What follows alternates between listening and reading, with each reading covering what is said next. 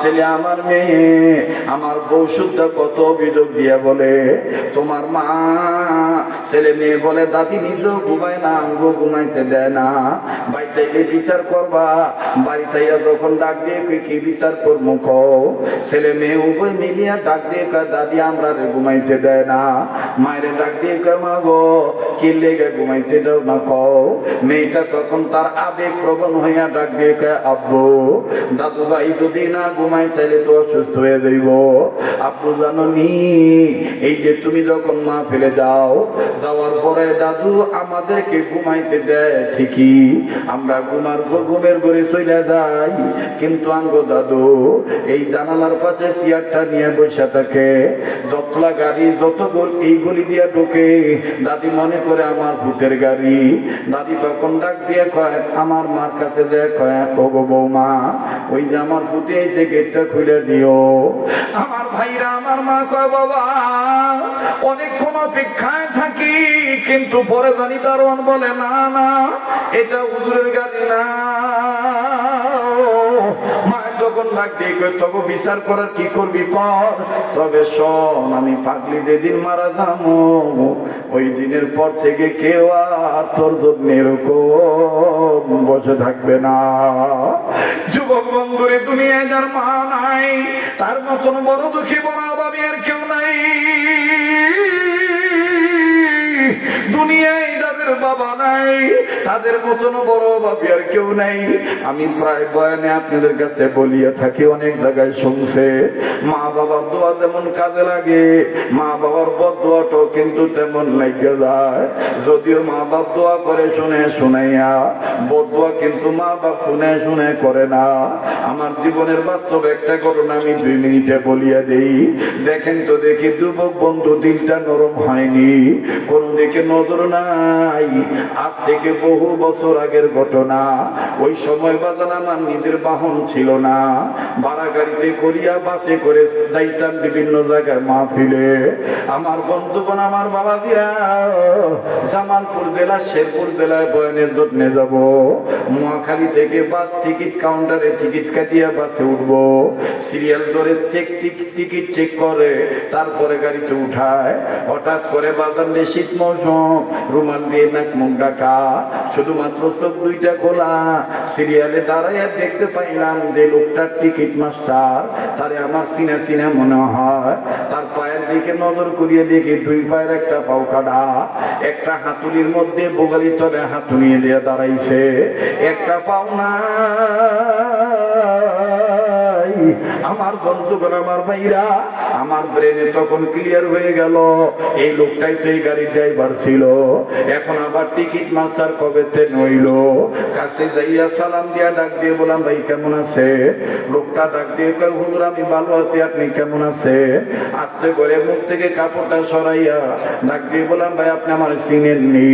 ওই সময় বাজান বাস রাখে বিভিন্ন জায়গায় টেলিভিশন মাধ্যমে আমাদের ওয়াজ চলতো, সিডি কেসের জামানা ছিল, বাসের মধ্যে আমাদের ওয়াজ চলতো, তাই ড্রাইভার হেল্পার কন্ট্রাক্টর অনেক যাত্রী আমাদের চিনে। লোকটা ডাক দিয়ে হুজুর আপনারা চিনেছি, আপনার বয়ান আমরা নিয়মিত শুনি, এই বাসের মধ্যে আপনার বয়ান চলে হুজুর। আমি বললাম ভাইজান আমার বিষয়ে আপনারা আমি জিজ্ঞাসা করি নাই, এতটুকু শুধু বলেন আপনারা ড্রাইভার ছিলে, আপনার এই পায়ের দুর্ঘটনা ঘটলো কবে? বলা মাত্রই লোকটা চোখের পানি ছেড়ে দিয়া কাঁদে আর ডাক দিয়ে হুজুর কাটা গায়ে লবণ ছিটে দিলে যেমন যন্ত্রণা লাগে আপনি আমার জিজ্ঞাসেন এই দুর্ঘটনা কে লেগে করছে। এইটা বলার পরে এটা শোনার পরে আমার কেমন যেন এরকম লাগতেছে। আমি বললাম ভাই বলেন না। লোকটা এবার চোখের পানি মোছে আর ডাক দিয়ে হুজুর মার সাথে বেয়াদবি করার ফল। আমি বললাম মার সাথে বেয়াদবি করার ফল মানে? কয় হুজুর আগে কোন আল্লাহ আমারে মাফ করবনি। আমি কইলাম কি করছেন? হুজুর মনে যদি কিছু না নিতেন আমি একটু পাশের চার দোকান নিয়ে যেতাম, বইয়া বইয়া মেরে শুনাইতাম, আর আপনি আমার জন্য একটু দোয়া করবেন আল্লাহ যেন আমার মাফ করে দেয়। আমি বললাম আমার জানতে হবে। হুজুর আপনার আমি বলবো, আপনি ওয়াজের মধ্যে এগুলো বলবেন, কোন যুবক যেন তার মায়ের গায়ে লাথি না মারে, কোন যুবক যেন তার মা বাবার আঘাত না করে। আমি বললাম ভাইজান বলেন কি? মায়ের আবার মানুষের মারে কেমনে? কয় হুজুর আসেন আপনারে শুনেই। পাশে আস্তে করে নিয়ে যাইয়া কিসের চা খাওয়া, কিসের বিস্কিট খাওয়া। লোকটা আমার হাত ধরে কয় হুজুর মাংস লইয়া বাদ গেছি সারা রাত ডিউটি করিয়া, সকালবেলা রাস্তা থেকে শুনিতে পাইবো আর আমার মা কার্যা করে, নানান কথা কইয়া গালিগালাজ করে। আমি বাড়ির মধ্যে চিৎকার দিয়া ঢুকিয়া ডাক দিয়ে বললাম, তোমরা যদি এরকম করো রাস্তার মানুষ কি বলবে? এই বাড়ি কি বস্তির বাড়ি নাকি? হুজুর আল্লাহর কসম করে বলি, আমার গলার আওয়াজ শুনে আঙ্গো মা ঘরের ভিতরে ঢুকে গেছে। ঘরের ভিতরে ঢুকা মায় খাটের উপরে বয়ে বয়ে পান বানাইতেছে, ও বেড়ার দিকে মুখ কইরা। মা পিঠটা দিয়া রয়েছে দরজার দিকে, কিন্তু হুজুর আমার বউ যে ডং করছে না কি করছে এটা আমি জানি না। বউ আমারে দেখাই হঠাৎ করে চিৎকার দিয়া দাঁতি লেগে গেছে।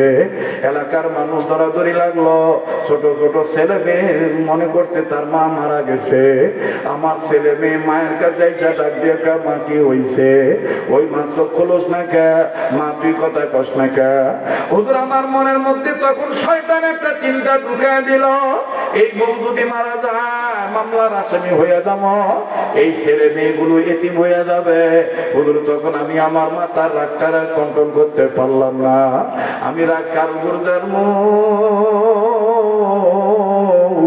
হুজুর ভালো মন্দ চাষা না কইরা আমি আমার মায়ের কাছে যাইয়া মায়ের মাথা বরাবর পিঠ বরাবর হুজুর একটা লাথি মাইরা দিলাম।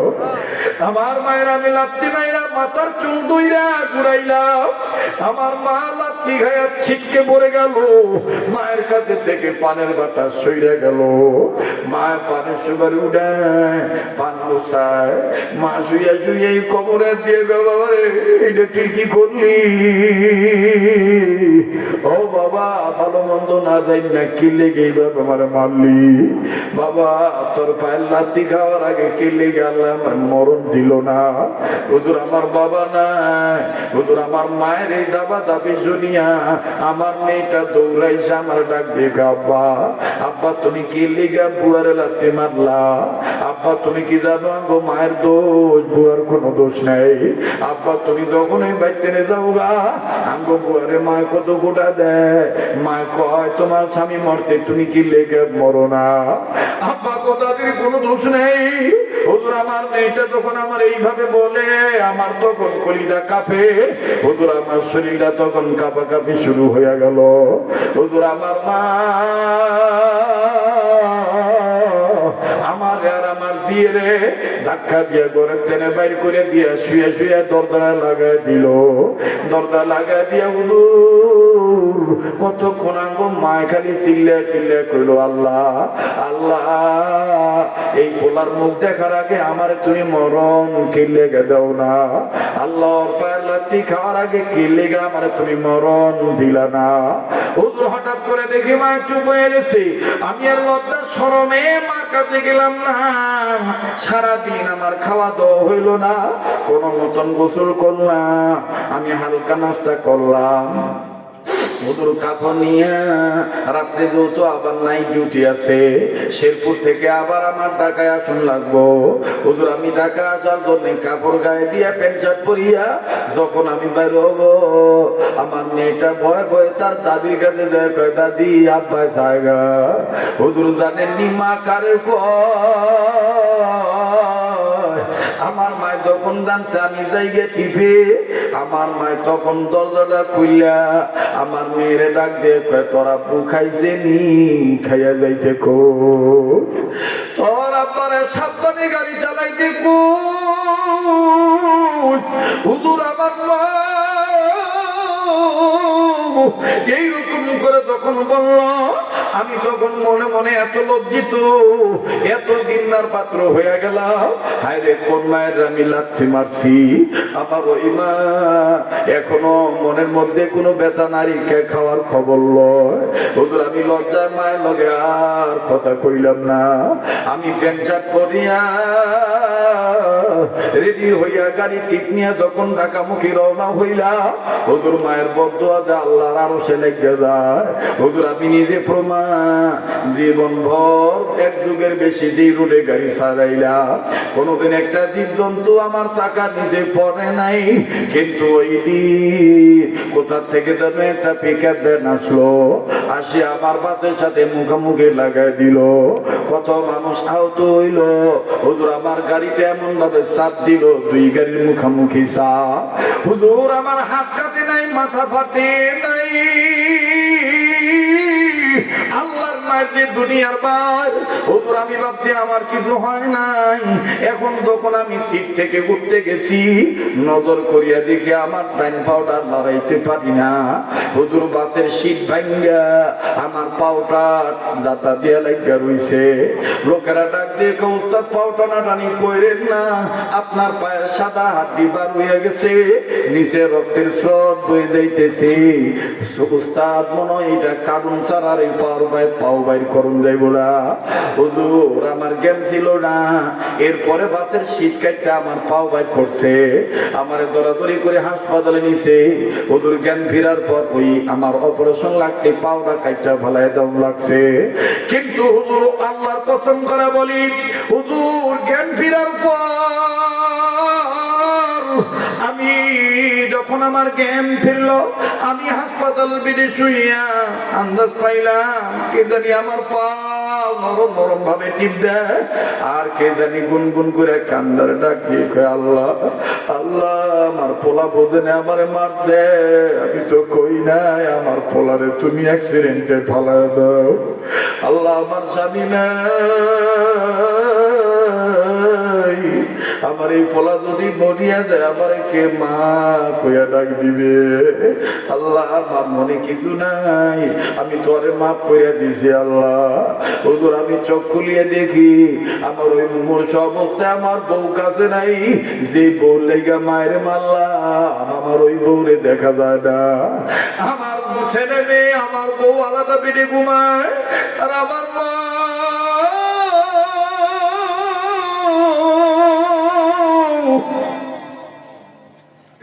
চোখের পানি ছেড়ে বিনে বিনে কান্দে, আর ডাক দিয়ে আল্লাহ আমার এই পোলারে আমি মাফ করে দিছি, আমার এই পোলারে তুমি সুস্থ করে দাও। হুজুর আমি নিজে এত অপরাধী ভাবলাম, আমি আস্তে কইরা মায়ের কাঁধে হাত দিয়ে একটা ডাক দিয়ে কইলাম, মারে আমারে মাফ করে দে। জানেননি হুজুর মনে হয় আমার মা ৭,০০০ জন পাইছে। আমার মা আমার মুখের কাছে মুখাইলে আমার কবরে চুমা দিয়া আমার মাথাটা বুকের লোকে ঠেকাইয়া আমার মা কান্দা ডাক দিয়ে পুত্রে আমার কাছে মাফ চাও লাগতো না, আমি তোরে মাফ করে দিছি বাবা, তুই যে আমার মা কয়ে ডাক দিল আমি সব দুঃখ ভুলিয়ে গেছি। বাবা আগে তুই কর, তোর শরীরে কেমন, তুই কেমন আছো? ও বাবা তোরে গাড়ি চালাইতে দিতাম না, প্রয়োজন বোধে তোরে ভিক্ষা করে তোরে নিয়ে ভিক্ষা করে খাবো।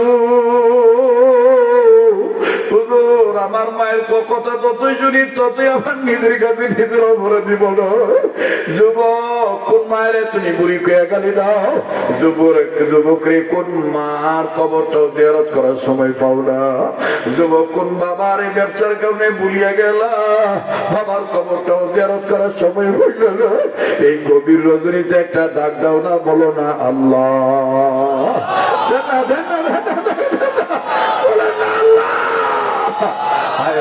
আল্লাহ মাদ্রাসার মাহফিলের রোনাদারি তুমি ফিরে দিবে না বিশ্বাস করি।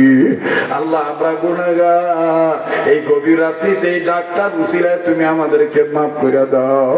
এটা ডাক্তার না বলেন না আল্লাহ, আবার বলেন না আল্লাহ, আর একবার আওয়াজ দিয়া বলেন না আল্লাহ। ও ভাইয়া ও বাবা, কে গুনাহ করেছে নিজের হিসাব নিজের জন্য যথেষ্ট, কারো দিকে না তাকাইয়া দোয়া কবুলের সময় কান্না না আসলো কান্নার ভান ধরো, আমার মাওলা তাও মাফ করে দিবে। তবে আমরা বড় আলেম হইতে চাও, চেহারায় নূর আনতে চাও, প্রেম বাড়াইতে চাও, সম্মান চাও, রিজিক চাও, মা বাবার জন্য দোয়া করবা, মা বাবার খোঁজ খবর নিবা, আমার মাওলা দেখবা সব ভালোতে তোমাকে তারা কি দান করবে। ডাক দিয়া মায়া লাগা আবার একটা ডাক দেন না, বলেন না আল্লাহ। এতগুলো মানুষের ডাকের মধ্যে কেন প্রেমের আওয়াজ নাই? মায়া লাগে একটা ডাক দেন না, বলেন না আল্লাহ। দেন দেন দেন, ডাক দেন, বলেন আল্লাহ। আমার ভাইরা, আমার বন্ধুগণ, আমার বাবাজিরা, যুবক ডাক দিয়ে কয়, লোকটা ডাক দিয়ে কয়, হুজুর এরপর থেকে আর কোনোদিন মার সাথে বেয়াদবি করি না। কোম্পানি আমাকে টিকিট মাস্টার বানাইছে। হুজুর আপনার কাছে আমি বললাম আপনি আমার জন্য দোয়া করবে, আর সারা জায়গায় যেখানে যেখানে বয়ান করবে বলে দিবেন কোন যুবক যুবতী ছেলে মেয়ে যেন মা বাবার সাথে বেয়াদবি না করে। বাবা জি শেষ ভালো তার, সব ভালো তার। এই কাবা ধরা হাত নিয়ে আপনাদের নিয়ে দোয়া করব। দিল বলে আজকের মাহফিলে দোয়া আল্লাহ ফিরে দিবে না। আরে মুসলমান, রশিদ আহমদ গঙ্গি রহমাতুল্লাহ আলাইহি ডাক দিয়ে বললেন, আল্লাহ লোকটাকে আমি একটু দেখতাম চাই। দ্বিতীয়বার ওযু করার পরে বদনার মধ্যে যখন নজর দিল, নজর দিয়ে দেখে এক বান্দার দুইটা কবর।